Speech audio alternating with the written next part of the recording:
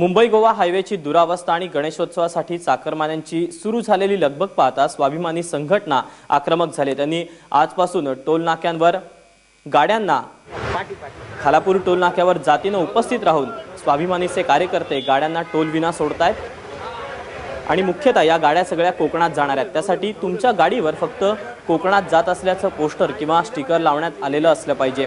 सावित्री नदीवरचा पूल कोसळल्यानंतर कोकणच्या रस्त्याचा पंचनामा झाला आणि रस्ता खराब असल्याची ओरड होऊ लागली।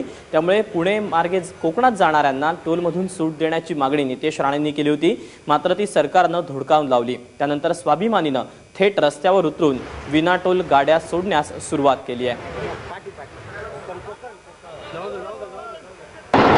ही जी गाड्या लाईट व्हेकल्स ज्याच्यावरती कोकण लिहिलेलं असेल त्यांना आम्ही इथून टोल फ्री करून त्यांना सोडू आणि त्याचं आम्ही जबाबदारी घेऊ। इथून पुढचे टोल कोल्हापूरपर्यंत आमचे प्रत्येक टोल नाक्यावर आमचे कार्यकर्ते तिथे आहेत, स्थानिक कार्यकर्ते, त्यांना बरोबर कोल्हापूरपर्यंत टोल फ्री सोडू। दरम्यान या संदर्भात आमदार नितेश राणेंनी फोनवरून काय प्रतिक्रिया दिली पाहूया। शेवटी हे राज्य सरकार कोकणी माणसावर किती अन्याय करणार त्याला काय आता मर्यादा राहिलेली नाही असं मला वाटायला लागलंय। कारण काय स्वतःच्या चुकावर चूक सुधारण्यापेक्षा राज्य सरकारनी जे आम्ही मागणी केलेली की बाबा मुंबई गोवाची जी रस्त्याची जी अवस्था आहे ते बघून तुम्ही मुंबई पुण्याचा जो रस्ता आहे त्याच्यावर जे काही गाड्या कोकणच्या दिशेने जात आहेत त्यांना टोल माफी द्या किंवा टोल सवलत जे पण शब्द त्यांना वापरायचा आहे, पण अजूनपर्यंत कुठली अधिकृत भूमिका त्या लोकांनी त्या पद्धतीने स्पष्ट केली नाही।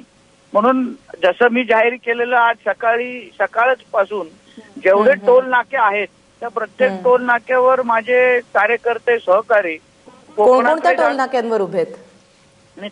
खालापूर आहे, लोणावळा आहे, जे काय 5-6 टोल नाके कोकणाच्या दिशेने जातात साताऱ्यापर्यंत ते सगळ्या टोल नाक्यावर माझे सहकारी उभे आहेत। जे पण कोकण पट्टीत पाटी लावून ज्या काय गाड्या येतील त्यांना सोडण्याचं काम करतायत। सातारा आणि कोल्हापूर शेवटचा टोल हा कोल्हापूरला लागतो, तो कोल्हापूर पर्यंत माझे कार्यकर्ते आहेत, ते लोकांना तिथे सुरळीत सोडण्यावर कोकणाच्या दिशेने जाण्यामध्ये मदत करतायत।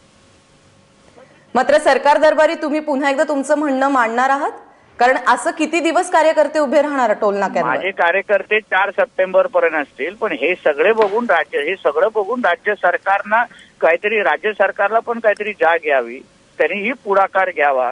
शेवटी IRB चे जे टोल जे मालक आहेत त्यांनी सहकार्याची भूमिका दाखवली, ते पुढे आले, पण राज्य सरकारकडून जी आमची अपेक्षा आहे ती तरी पूर्ण करावं आणि कोकणी माणसाला त्यांनी दिलासा द्यावा।